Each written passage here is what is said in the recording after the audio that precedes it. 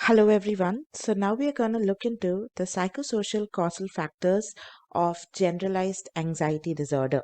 So, there are many things that we're going to cover. So, beginning with the most prominent viewpoint, which is the psychoanalytic viewpoint. So, psychoanalytic viewpoint centers on unconscious motives. It talks about our sexual and aggressive instincts. It also talks about how we have these conflicts between id, ego, superego. So, this was postulated and proposed by Sigmund Freud. So, basically, what he tries to communicate here is there is an unconscious conflict between ego and id impulses. So, id impulses, which predominantly surround around sexual and aggressive impulses, when they are blocked or when they are, punished upon being expressed, then what happens is that tends to be a conflict between ego and id impulses. So when such a conflict arises, the person tends to remain anxious. So this view is not really something that you can test, so it is kind of negated in the current current circle of psychologists. It's kind of negated. So now we're moving on to other more prominent views of how anxiety could actually occur, generalized anxiety in precise. So when we're looking at other reasons, we're going to look at perceptions of uncontrollability and unpredictability. Yes, this is one of the most important and most common feature. So uncontrollable and unpredictable life events talks about events in your life that you don't have control over. For example, say you are born in a family where there is a father who is constantly drinking and he constantly abuses your mother or you and your siblings every day in the night. Okay, so you don't know, whether the father is gonna be all fine today, or is he gonna be drunk, is he gonna come unconscious, or is he gonna come hitting you. So it becomes a very unpredictable life. So such events, I'm talking about such events. Okay, so when you are with such unpredictable people around you, or such unpredictable events keep happening to you, for example, you're in a relationship and suddenly you realize that this person is actually with someone else as well. So that is again a very unpredictable events. So when such unpredictable events keep occurring and you feel a lack of control of over all of these events, you tend to feel very anxious. So such events create a lot of fear and anxiety, and the research has hypothesized that people with generalized anxiety disorder tend to have a history of such events. So that is one thing that is very clear. Another thing that is clear with research is that people with generalized anxiety disorder not only have a history of it, but they also have less tolerance for uncertainty. That is, every time when they notice something uncertain, they may not take it easily like how you and I or other normal people would. Okay, so for them, their tolerance levels to uncertain life events is very, very low. So, another thing about uncontrollable and unpredictable life events centers on something called as safety signals. So, what are these safety signals? So, in our environment, we may have simple safety signals. For example, my mother is always in a good mood in the evening. Okay, or my boss is always in the good mood during the lunch hours. So these are few safety signals that you have developed over the years. Okay, so you feel like, okay, at this point, if I'm gonna talk to this person about this, I'm gonna, get what I want, or I'm gonna be appreciated, or I will be heard, or something like that. Okay, these are like simple safety signals in your environment. Okay, but there are certain situations where such safety signals cannot even happen. For example, you don't know when your mother is gonna be in a good mood for you to be heard, or when your boss is going to be in a good mood for you to get that leave approved. So these are very unpredictable people around you, so there are no safety signals in your environment at all. So when there is absolute lack of safety signals in your environment, it affects your functioning, which in turn can make you feel very anxious. So that's about perceptions of uncontrollability and unpredictability. So next we're going to look at a sense of mastery, the possibility of immunizing against anxiety. Okay, so that is the third thing that we're going to look at. So for example, if you cannot have control over events, what if you have control over events? So it is noticed that people who have control over their life events, people who have developed predictable predict people who are living in situations where the events are predictable and controllable, have a sense of mastery. So a sense of mastery means wherein you feel in control over your major life events. All right, so we can't really do a practical laboratory study with this, but however, a laboratory study was done on animals. So it was found that infant monkeys, when they were reared in environments where they could exercise control for a period of say 7 to 10 months, it was noticed that after that, when they were put in environments that were very intrusive, that had fearful or threatening cues or situations, they were easily able to adapt themselves to it over other monkeys who were reared not in a very over other infant monkeys who were not reared in a very a controlled environment. So which means when you are living in an environment that promotes a sense of mastery, there are high chances that you can easily adapt to anxiety provoking situations. So for example, say your parents are very intrusive, okay, or say they are people who are very controlling over you, and they keep telling you things like, oh, if you go here this will happen, or you go there that will happen, and don't go here at this time, or they give you a very controlled environment, and they're very very intrusive with you, like where are you, when are you coming, and things like that.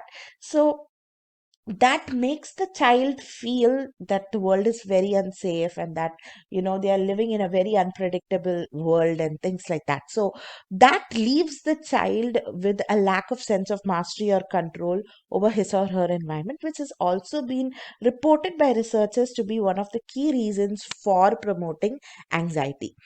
The next thing that we can look at is worry. So, as I told you, anxious apprehension is one of the central key features of generalized anxiety disorder, which we actually looked into when we were dealing with the clinical picture. So, now we are looking at the central role of worry and its positive functions.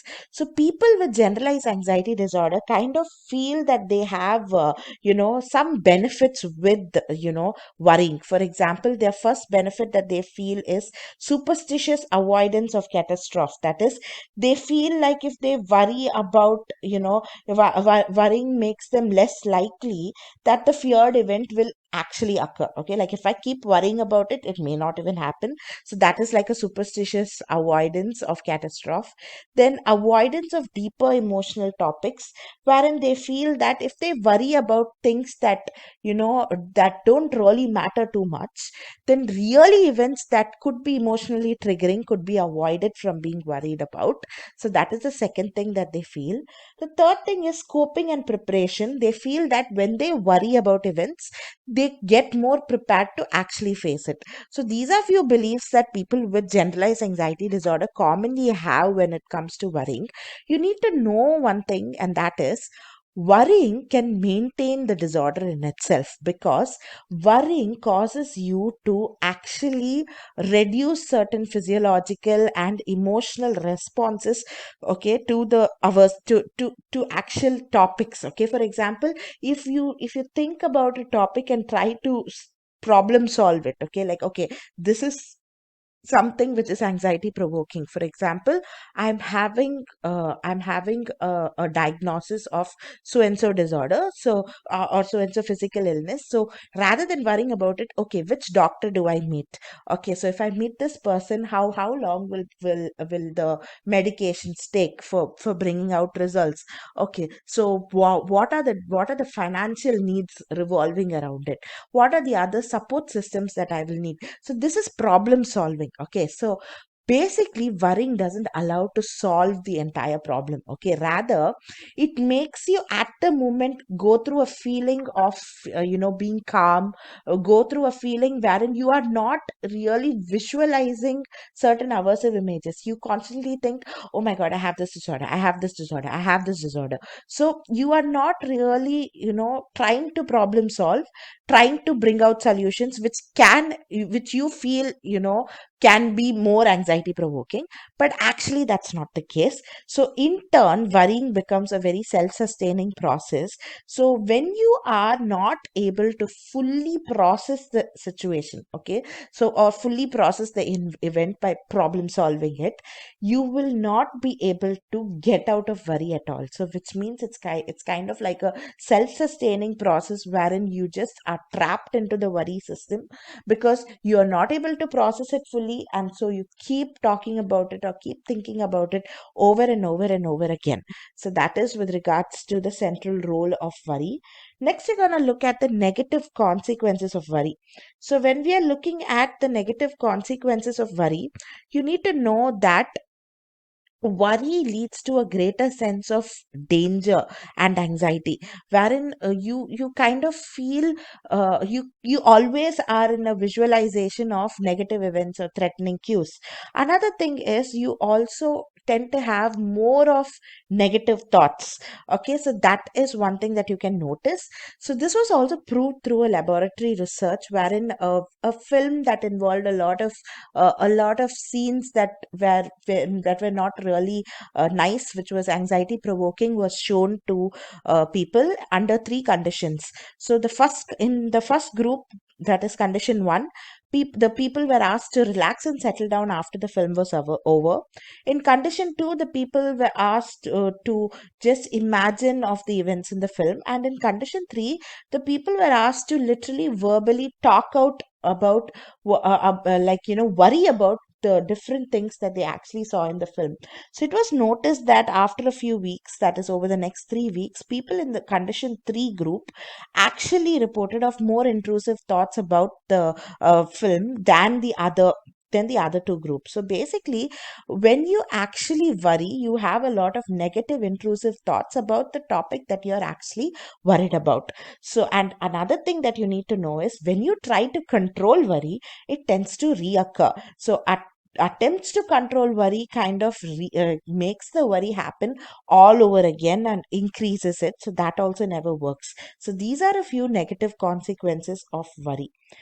The next thing and the last thing that we're going to look into is the cognitive biases for threatening information. Generally, people with generalized anxiety disorder have a cognitive bias in the way they process threatening information. They kind of process threatening information in a much quicker and a faster way over non anxious people. That is, they kind of are very alert to threatening cues in their environment than non anxious individuals. They also have an attentional bias to such cues, and this attentional bias to such threatening cues kind of plays a causal role. That is, it can even cause anxiety disorder to occur itself. Okay, so that is one thing. Another thing is they also try to interpret information, ambiguous information, how they are not really unclear information. They kind of interpret it to be in a very threatening way. So that also increases anxiety in several situations. So for example, if they kind of come across phrases like the doctor examined the growth of Emma, so they kind of the term growth of Emma may look like some tumor growth. They may not kind of interpret it as a physiological growth of height or something like that, which is good.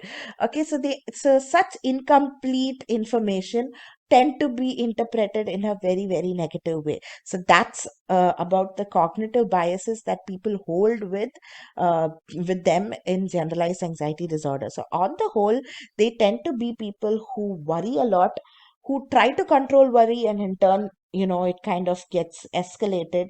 There are also people who have a lot of biases in which they process information around them, wherein they give a lot of attention to threatening cues. So with this, we come to an end of this particular video. I hope you have all understood the psychological causal factors associated with generalized anxiety disorders. Thank you.